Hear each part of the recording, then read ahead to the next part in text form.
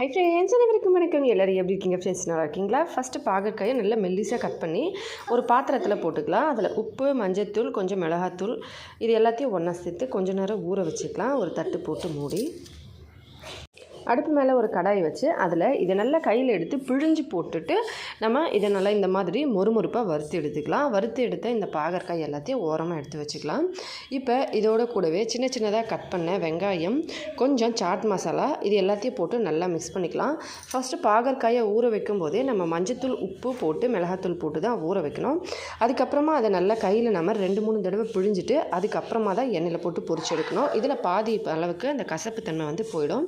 அதுக்கப்புறமா இதில் சின்ன சின்னதாக கட் பண்ண தக்காளி, கேரட், பச்சை மிளகாய், சின்னதாக கட் பண்ண வெங்காயம், சாட் மசாலா சேர்த்து எலுமிச்சை பழ சாறு கொஞ்சம் மிக்ஸ் பண்ணிவிட்டு இதை சாப்பிட்டா ஈவினிங் டைமில் ஒரு சூப்பரான ஹெல்த்தியான ஈவினிங் ஸ்நாக்காக இருக்கும். வீடியோ பிடிச்சிருந்தால் லைக் பண்ணி, ஷேர் பண்ணி, சப்ஸ்கிரைப் பண்ணுங்கள். நன்றி, வணக்கம்.